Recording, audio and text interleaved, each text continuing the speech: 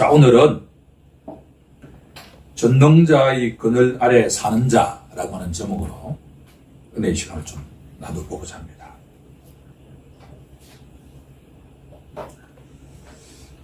지난 주말에 읽었던 책구절 가운데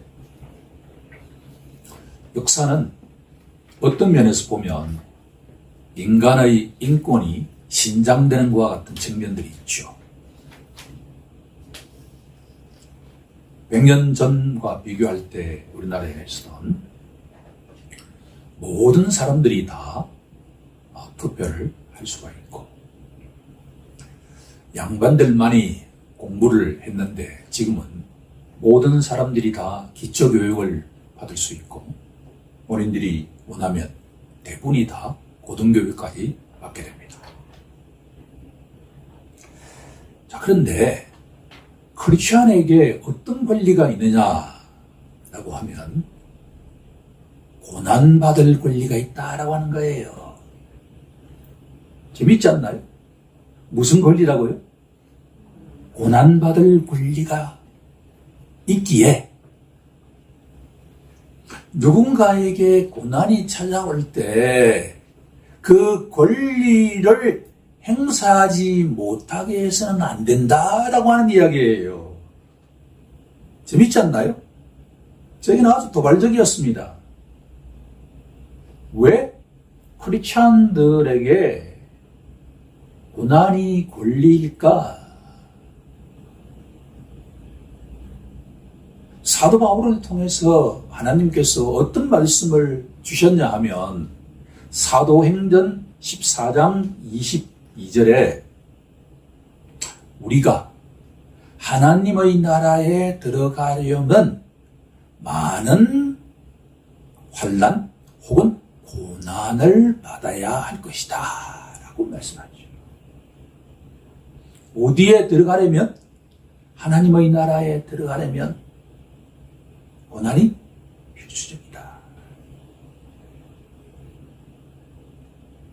우리에게 고난이라고 하면, 환난이라고 하면 어떤 내용으로 다가옵니까? 갑자기 멀쩡한 사람이 병원에 입원하고 이 땅을 떠나는 것이 고난일까요? 물론 고난이죠. 그런데 제가 경험하면서 이 말씀을 묵상하게 되면 특히나 크리스천들에게 하나님의 말씀대로 제대로 살아가고자 생각하면 생각할수록 주기적으로 고난이 개인과 공동체에 찾아온다라고 하는 것을 알게 된다는 이야기예요. 제가 항상 기도하지만 우리 개인과 우리 가정의 건강과 안전을 책임져 달라고 항상 기도하죠. 지난 한 주, 지난 한 달 동안에 우리 개인과 가정의 건강이 이렇게 있으면 당연하게 생각하잖아요. 그렇죠? 근데 그게 당연한 게 아니에요. 하나님이 축복하시는 거란 말이에요. 그런데 그렇게 편안하게 있으면 특히나 크리스천들에게는 그 감당할 만큼의 고난이 찾아온다라고 하는 것을 인정하라라고 하는 거예요.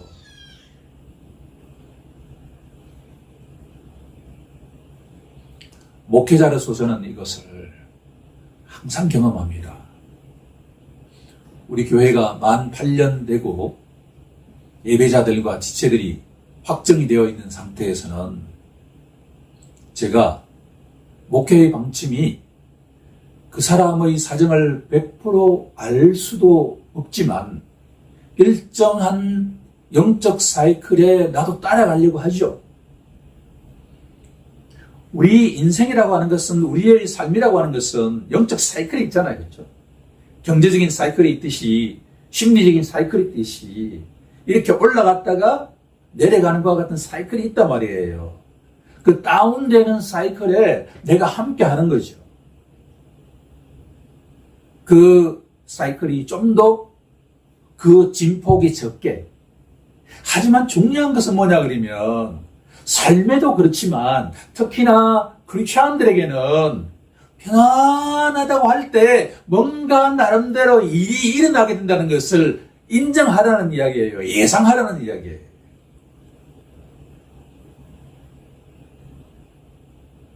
예수님께서 우리에게 종말의 시대를 살아가는 크리스천들에게 오른쪽 플랜카드처럼 뭐라고 하죠? 기도해야 되는데 깨어 기도해야 된다.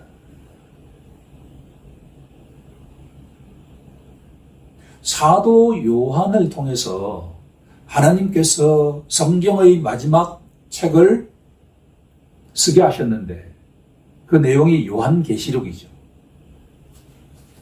요한계시록 1장에 가게 되면 이런 내용이 등장합니다. 1장 9절에 보면 나 요한은 사도 요한입니다. 나 요한은 너희 형제요.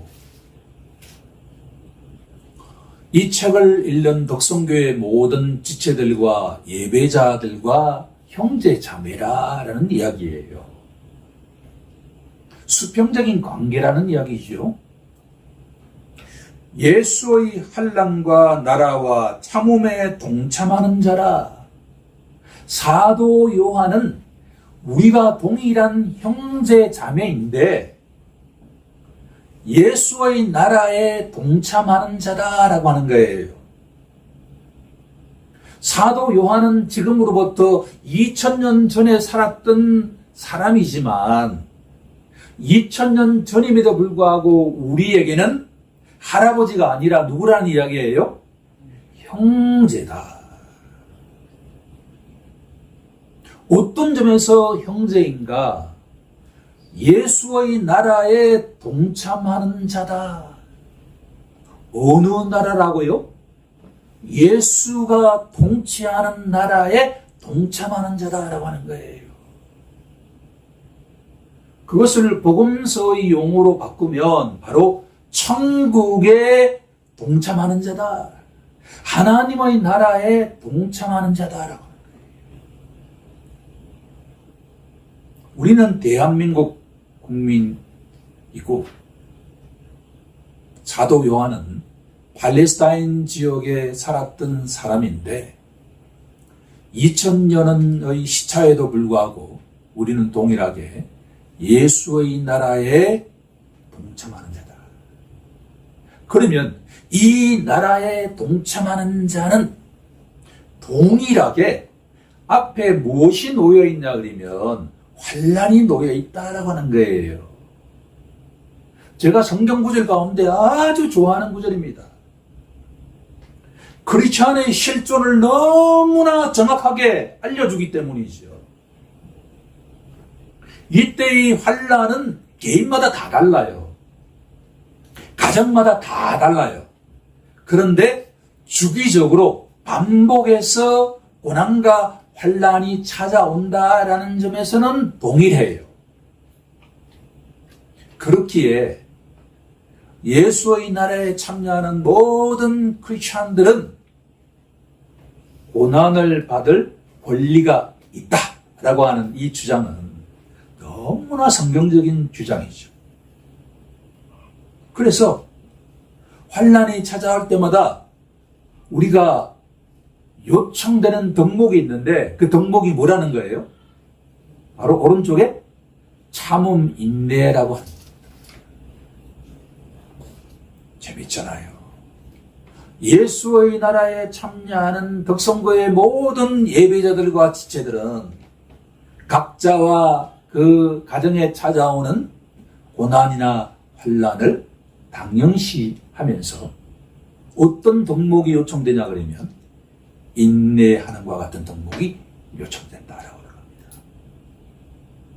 다가오는 한 주 동안에 우리 각자에게 하나님의 은혜 속에서 평안한 삶이 되기를 저는 간구하지만 설령 예상치 못한 것과 같은 고난이나 환난이 찾아오더라도 어떻게 이겨나가야 된다는 거예요?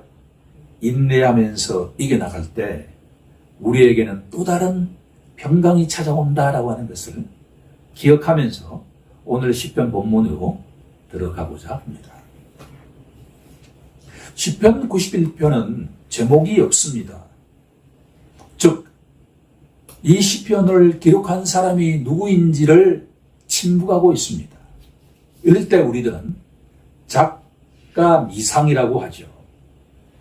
그런데 신학자들의 연구에 따르면 이 시편은 모세가 지었을 가능성이 있다라고 주장합니다.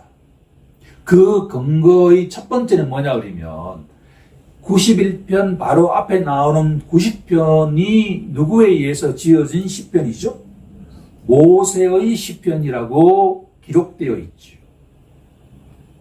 그런데 시편 90편 1절에 보게 되면 주여 주는 대대에 우리의 거처가 되셨나이다 라고 기록하고 있습니다. 거처라고 하는 단어를 우리가 주목할 필요가 있죠. 사람은 하나님 안에 있을 때 참된 행복을 누리게 되어 있습니다. 그렇게 창조되어졌어요. 삽입과 같은 아기는 누구 품에 있을 때 행복하죠? 엄마, 아빠를 빠뜨리면 안 되죠.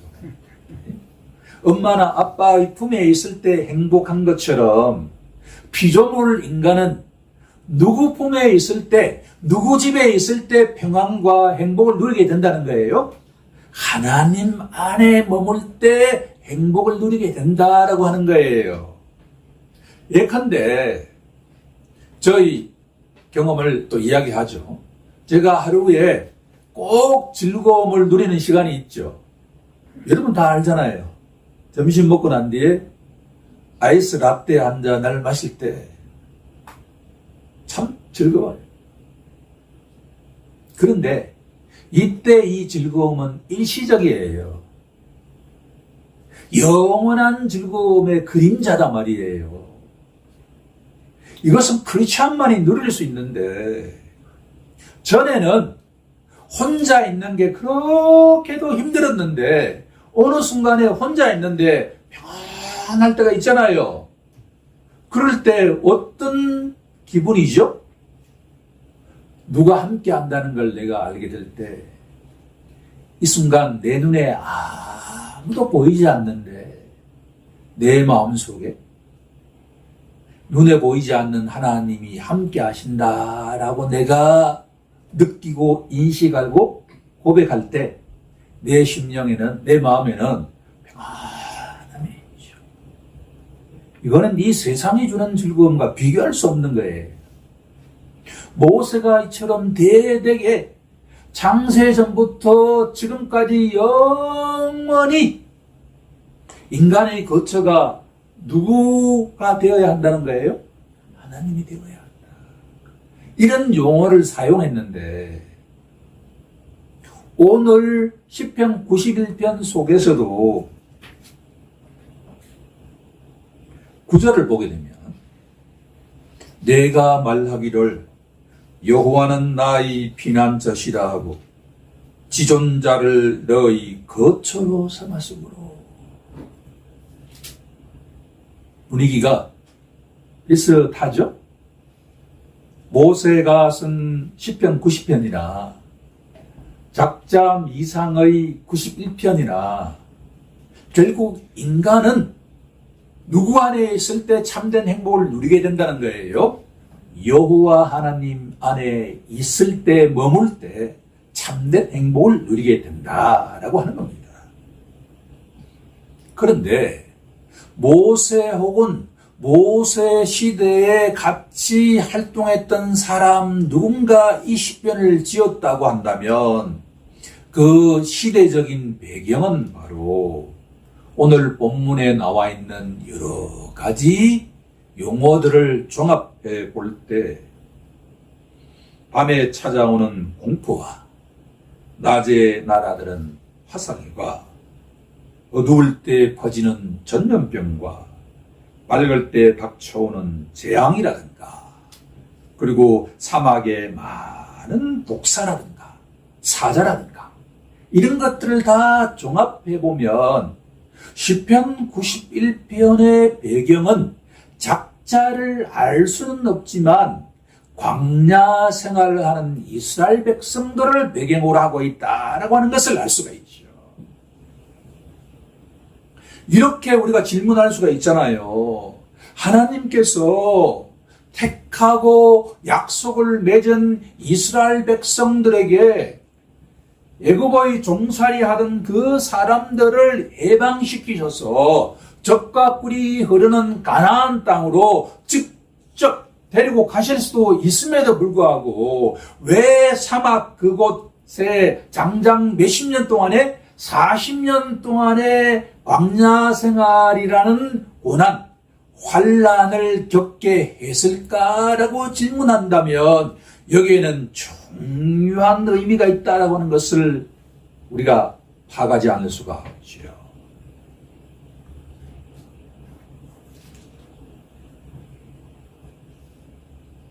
이스라엘 백성들이 애굽을 특히나 홍해를 마른 땅처럼 건너고 난 다음에 총 200만 명에 달하는 사람들이 줄을 지어서 광야 생활을 합니다. 잘 그림이 안 그려지잖아요. 200만 명에 달하는 사람이 줄을 짓고 아이와 노인네들이 함께 가마차를 이끌고 간다. 끝이 보일까요? 안 보일까요? 안 보이죠. 200만 명이 다르는 사람이 이렇게 피난길 가는데 그 주위에 있는 나라들은 두렵지 않을까요? 200만 명의 입이 하루에 먹을 양이 얼마나 많을까 말이에요. 200만 명에 달하는 사람이 먹을 물이 얼마나 많을까요? 그러니까 자연스럽게 200만 명에 달하는 이스라엘 백성들 사이에 분쟁이 일어날까요? 안 일어날까요? 안 일어나는 게 이상하죠. 사람 사는 곳에는 말이에요. 2명, 3명만 있어도 분쟁이 일어나요. 음식 시킬 때도 다르잖아요. 나는 짜장면인데 나는 짬뽕이라 그러면 3명이 있어야 다수가 될 거 아니에요. 쉬운 게 아니에요. 자, 그럴 때 환란이 크리스찬들에게 피할 수 없는 권리라고 인정한다면 주기적으로 반복되는 환란이 이스라엘 백성들에게 찾아올 때 그들이 누구에게 의지했을까라고 질문한다면 바로 시편 91편은 누구를 의지했다라고 증언하고 있죠? 여호와 하나님을 의지했다라고 증언하고 있죠. 첫 번째 갈로의 정답은 여호와입니다.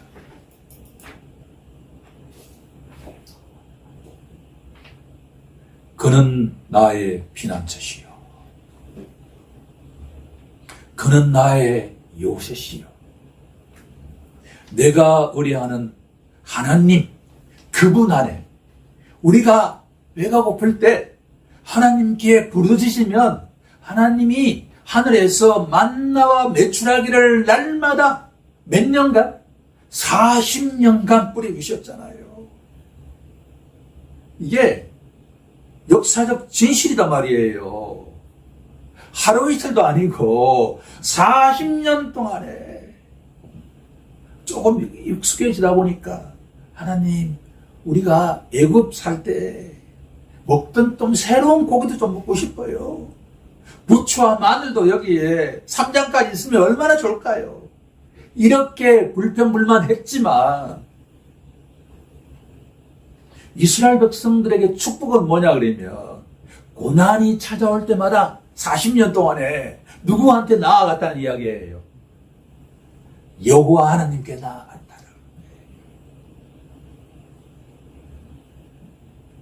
당연히 오늘 살아가는 크리스천들도 주기적으로 고난이나 환란이 찾아올 때 우리들은 누구에게 나아가야 된다는 거예요. 여호와 하나님께 나아가는 축복이 있길 간절히 원합니다. 그럴 때마다 그분이 우리에게 어떻게 대해 주시는가라고 하는 게 오늘 본문의 내용이지요.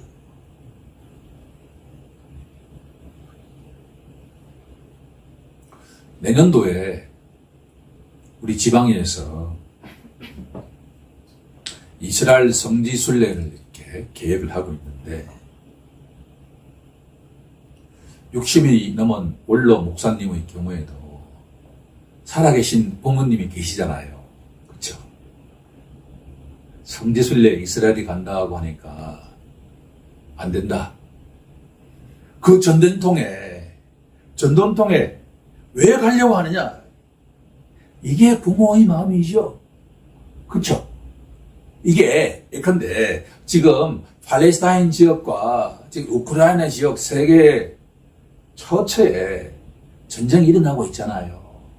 그런데 NGO 활동하는 친구들의 경우에는 국경 없는 의사회 그런데 소속되어 있는 사람은 그 전쟁통에 들어가가지고 포탄에 맞아서 다리 한쪽을 잃어버리고 울부짖는 그 영혼들과 가족을 위해서 어떻게 해요?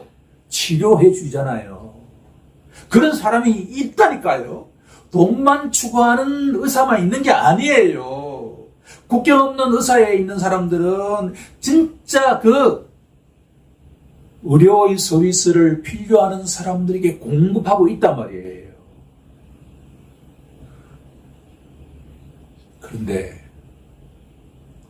목회자가 아닌 그 누구라도 옛날에 그런 적이 있었잖아요. 전쟁통에 우리나라에서 절대 그곳에 들어가서는 안 된다라고 했는데 선교라는 미명 속에 갔다가 다 붙잡힌 전력이 있죠. 사회적 비난을 많이 받았잖아요. 그래가지고. 근데 문제는 뭐냐 그러면 보통 사람들의 경우에는 전쟁이 일어난다든가 지진이 일어난다든가 이러면 그곳에 멀리 있는 게 안전한데 그때 누가 함께 하느냐라고 하는 거예요. 이게 이 10편 91편의 포인트다 말이에요.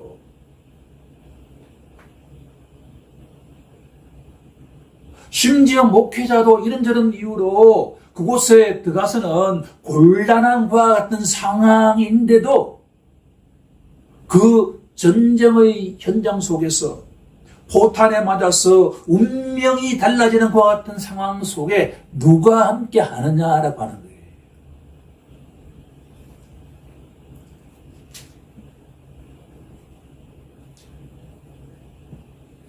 우리 본문 10편 91편 15절을 합독해 보도록 하겠습니다. 시작. 그가 내게 강구하리니 내가 그에게 응답하리라. 그들이 환난 당할 때 내가 그와 함께하여 그를 건지고 영화롭게 하리라. 전쟁이 일어나는 그곳에 누가 함께 하신다고요? 여호와께서 함께 하신다.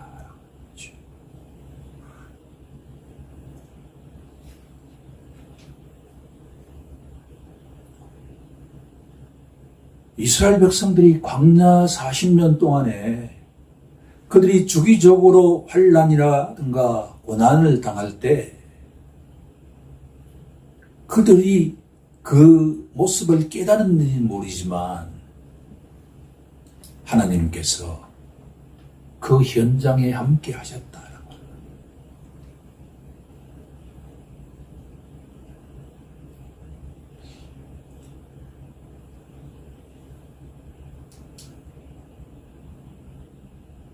사절 중후반부에 보게 되면 그의 진실함은 방패와 성방패가 되시나니 여호와의 성품, 하나님의 성품은 진실함에 있습니다. 이 진실하다라고 하는 이 히브리어 단어, 이 단어의 뜻은 세 가지 정도가 있는데 첫 번째는 신실하시다. 영어로 말하면 faithfulness. 충만하다. 그러니까 믿는 바에 충실하다, 충성된다 그런 의미와 동시에 다 들어가 있는 단어예요. 첫 번째로 하나님은 신실하신 분입니다.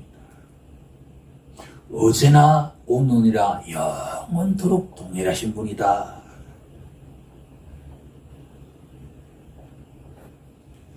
사람들은, 성도들은 신실한 하나님을 누구를 통해서 간접 체험할까요? 목회자를 통해서 간접 체험하죠. 목회자가 신실하면 신실할수록 그 하나님이 신실하신 분이다라고 하는 걸로 연결된단 말이에요. 저도 신실하려고 노력하죠. 쉽지는 않지만 제가 약속을 하면 그 약속에 신실하려고 노력은 하죠. 하지만 100% 기대하지는 마세요.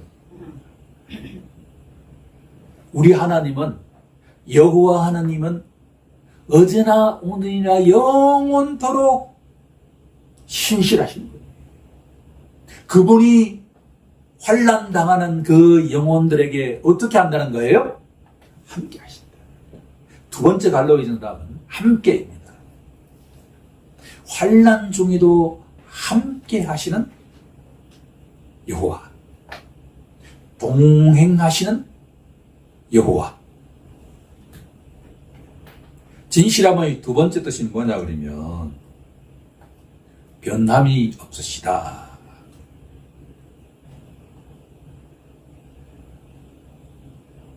그렇죠. 어제나 오늘이나 영원토록 동일하신 분은 변함이 없죠. 인간은 변함이 있지만 여호와는 변함이 없잖아요. 그래서 환난이나 고난이 찾아올 때 누구에게 나아가야 된다는 거예요? 여호와께 나아가야 되죠. 하나님께 나아가야 되죠. 예수 그리스도께 나아가야 되죠. 세 번째 의미는 확실하다라고. 확실하다. 반석과 같은 존재다.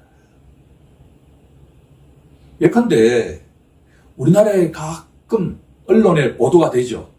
싱크홀이 발생하잖아요. 아니, 신호등을 기다리고 있는데 땅이 꺼져버리면 사람이 어떻게 살아요? 그러니까. 다 이게 압축 경제성장의 부산물입니다. 이쪽 저쪽 각 부처가 이렇게 지하에 여러 가지 시설들을 이렇게 설치하는 과정에서 구멍이 뚫린 것이죠.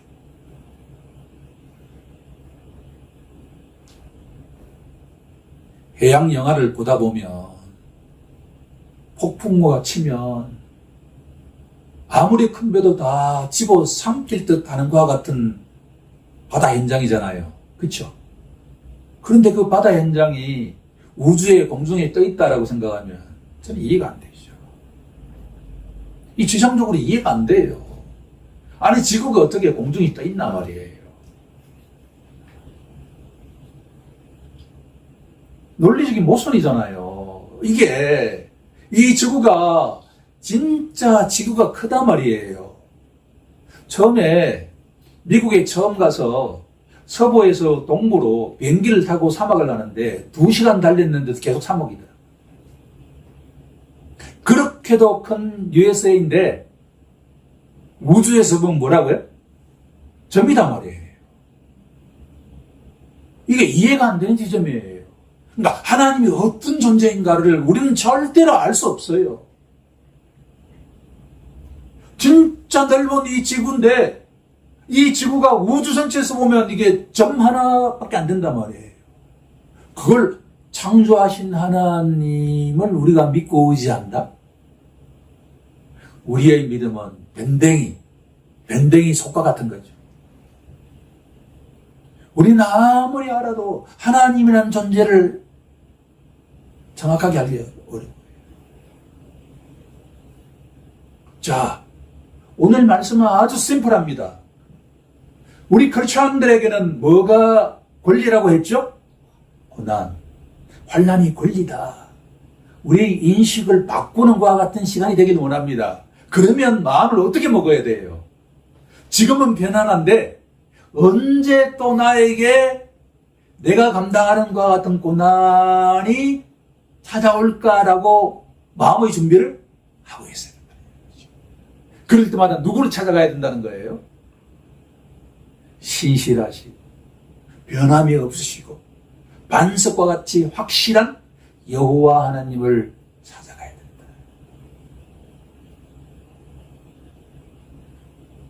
요한계시록 3장 20절에 보게 되면 볼지어다 내가 문 밖에 서서 두드리노니 누구든지 내 음성을 듣고 문을 열면 내가 그에게로 들어가 그와 더불어 먹고 나도 그와 더불어 먹으리라. 우리가 이런저런 고난과 환난을 당할 때 항상 눈에 보이지 않는 여호와께서 주 예수 그리스도께서 우리의 마음의 문을 두드리십니다. 그럴 때 우리가 하는 역할은 뭐라는 거예요? 단지 이 마음의 문을 어떻게 해야 된다는 거예요? 열면 된다는 이야기예요. 누구든지 어려울 때, 힘들 때 마음의 문을 열고 주 예수님 오시옵소서라고 이렇게 문을 확 열면 그분이 들어오셔가지고 다 해결해 주신다는 이야기예요. 문제는 왜 그렇게 안 하는가? 내 스스로 해결하려고 하니까 그렇죠.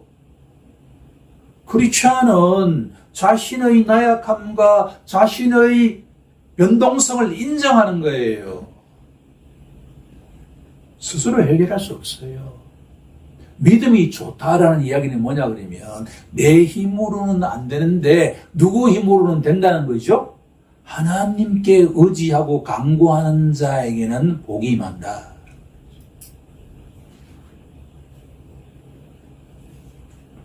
우리 성경 한 구절 찾아보도록 하겠습니다. 시편 2편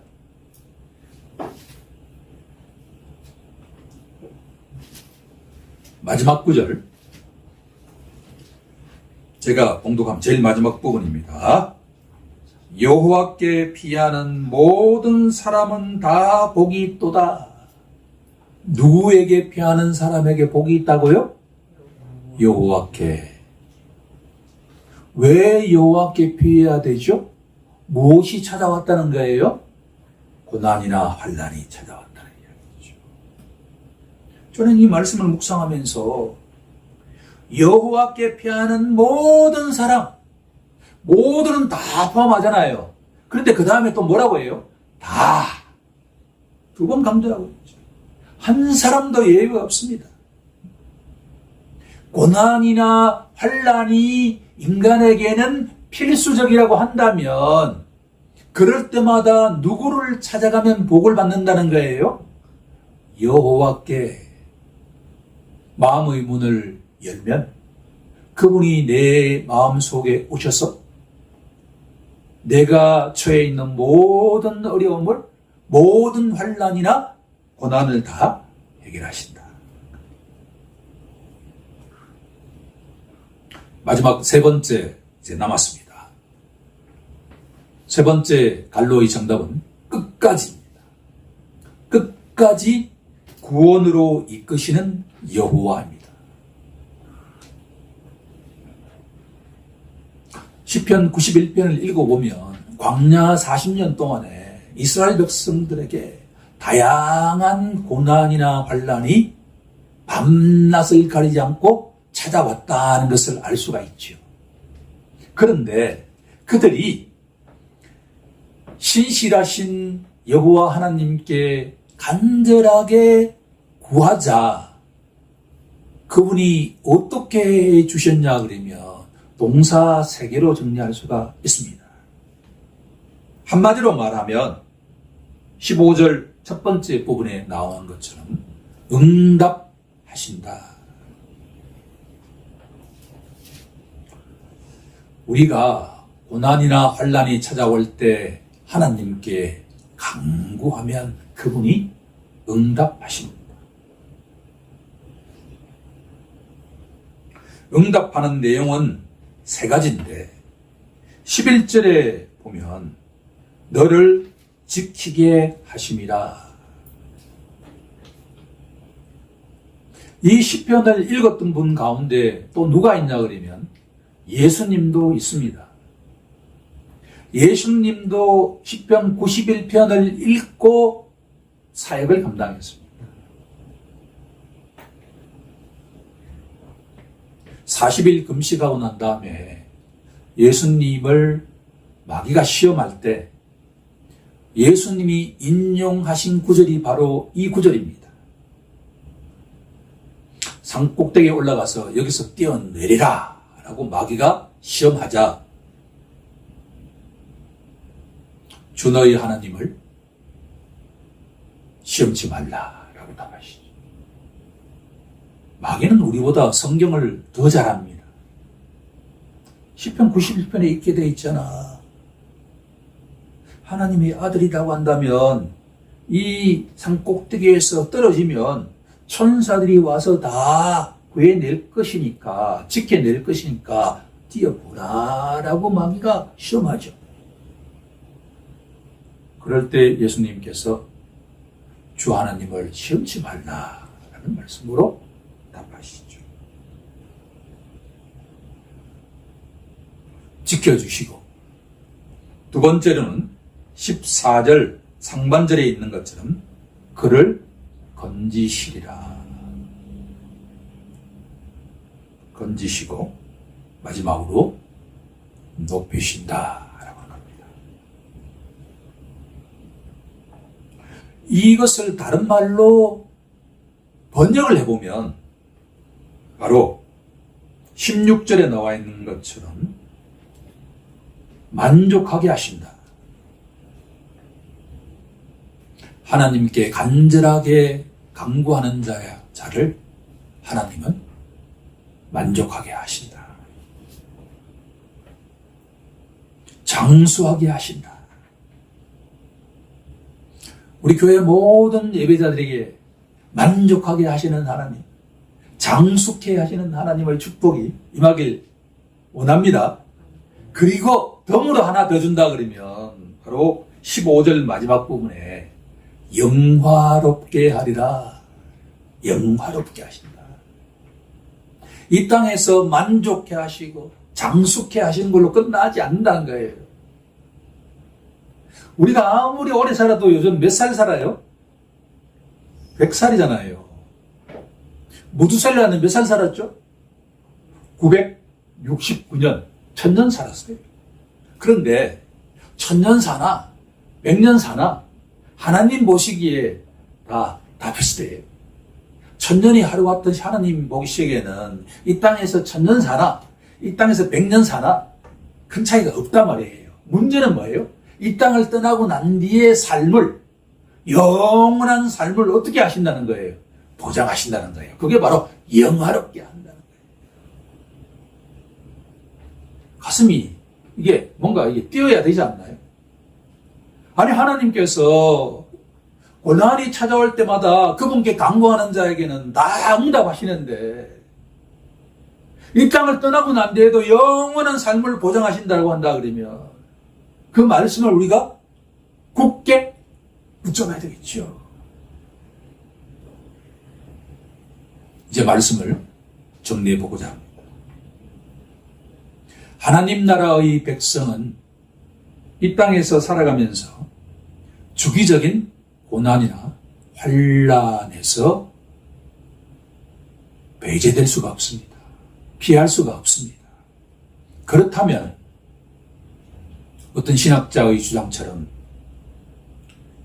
크리스천에게는 고난이 우리가 누려야 할 권리다라고 우리의 생각을 바꾸는 시간이 되길 원하고, 그럴 때마다 신실하신 여호와 하나님께 나아가서 간구하면 그분께서 우리의 필요를 다 들어주시고 우리에게 이 땅에서뿐만 아니라 영원한 축복을 허락하신다라고 하는 것을 믿음으로 받아들이고 다가오는 한 주 동안에도 아버지가 맡기신 적은 일에 최선을 다하는 선한, 충실한 청지기력이 되기를 주 예수 그리스도 이름으로 간절히 축원하옵나이다. 아멘.